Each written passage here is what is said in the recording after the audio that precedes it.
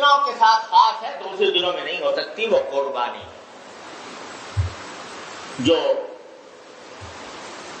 10، 11، 12 ذوالحجہ کے 3 دنوں میں اللہ تعالیٰ نے اس کو عبادت بنایا، 3 دن مخصوص کر دیے اس کے قربانی کے، اور سارے سال قربانی نہیں ہو سکتی، قربانی صرف ان 3 دنوں میں ہوگی۔ حالانکہ وہی گائے ہے، وہی بکرا ہے، وہی مینڈا ہے، وہی دمبا ہے، اور دنوں میں ذبح کرو تو کوئی عبادت نہیں، لیکن ان دنوں میں اللہ تبارک و تعالیٰ فرماتے ہیں کہ یہ دن ہم نے مقرر کر دیا قربانی کرنے کے لیے۔ وہی بات کہ عقل کو پیچھے رکھ دو اور ہمارے حکم کی اتباع کرو، جیسے ابراہیم خلیل اللہ علیہ السلام نے کی تھی کہ جب ان کو کہا گیا کہ اپنے بیٹوں کو ذبح کر دو، خواب میں دکھایا گیا بیٹے کو ذبح کرنا، اور انبیاء کرام کے خواب بھی وہی ہوتا ہے، تو انہوں نے یہ پلٹ کر نہیں پوچھا کہ اللہ میاں میں کیوں اپنے بیٹے کو کروں ذبح؟ یہ جو حکم آیا تھا کہ اپنے بیٹے کو ذبح کر دو، اس کو عقل کی کسی ترازو میں تول کر دیکھ لو، کسی طرح بھی عقل ماننے کو تیار نہیں۔ ایک تو قتل کرنا کسی کو بلا وجہ، بے قصور، اس بچے کا کیا قصور تھا اسے قتل کیا جائے؟ بچے کو قتل کرنا تو جہاد کی حالت میں بھی منع ہے، جب کافروں سے جہاد ہو رہا ہو تو بچے کو قتل کرنا حرام ہے، چاہے وہ کافروں کا بچہ ہو، دشمن کا بچہ ہو۔ پھر بچہ بھی کون؟ اپنا بیٹا، بیٹا بھی کون؟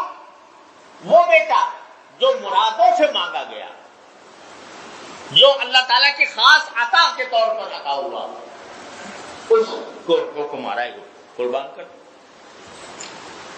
تو کوئی آدمی جس سے یہ کہا جائے کہ تو اپنے بیٹے کو ذبح کر دے، تو اس کے دل میں یہ خیال آئے گا کہ نہیں آئے گا؟ بھئی میں کیوں کروں، بیٹے نے کیا جرم کیا؟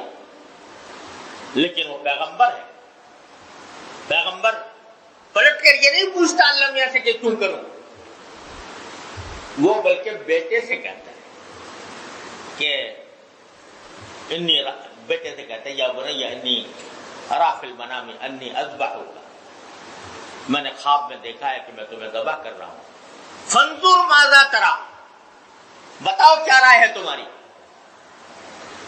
تمہاری کیا رائے؟ بیٹا بھی کون تھا؟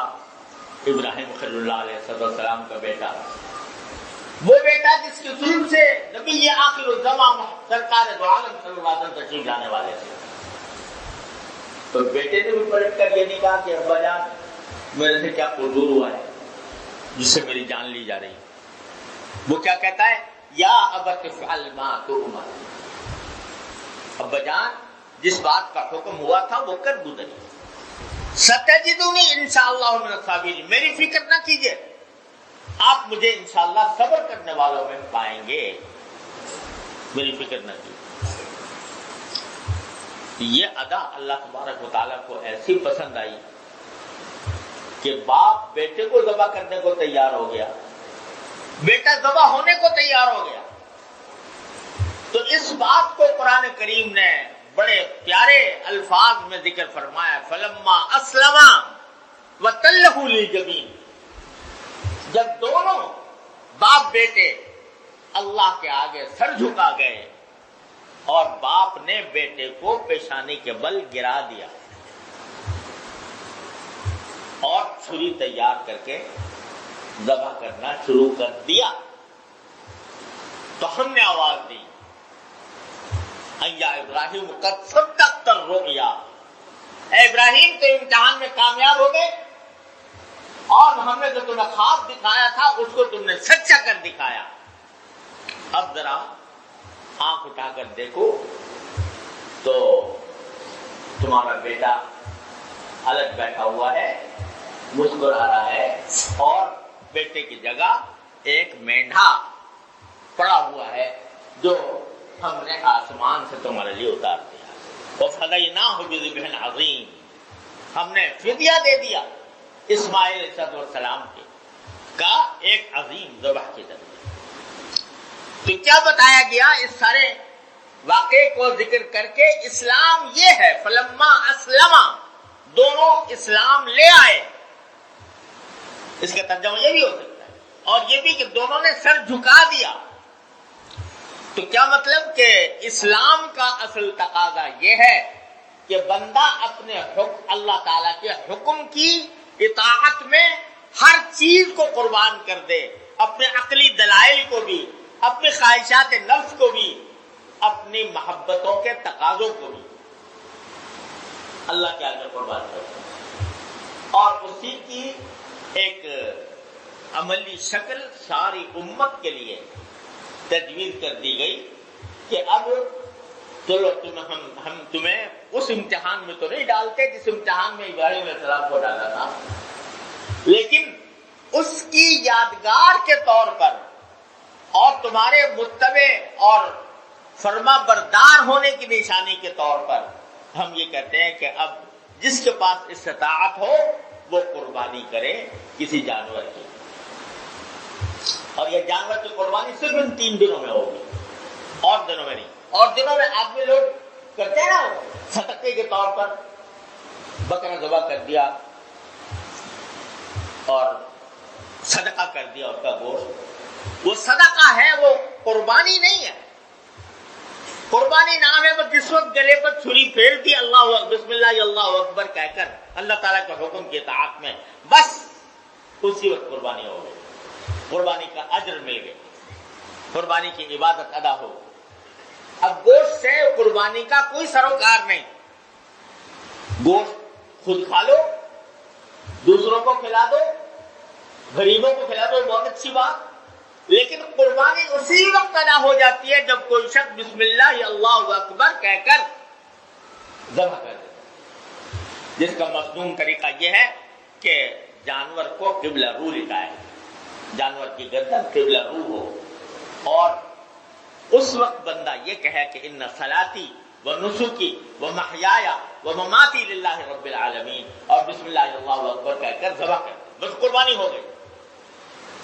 اب کھال الگ کر دو, گوشت اس کا کاٹ لو, خود کھا لو, دوسروں کو کھلا دو, اس کا قربانی سے کوئی تعلق نہیں. قربانی بس گلے پر چھری پھیر کر ادا ہو گئی. یہ صرف 3 دنوں میں ہو سکتا ہے.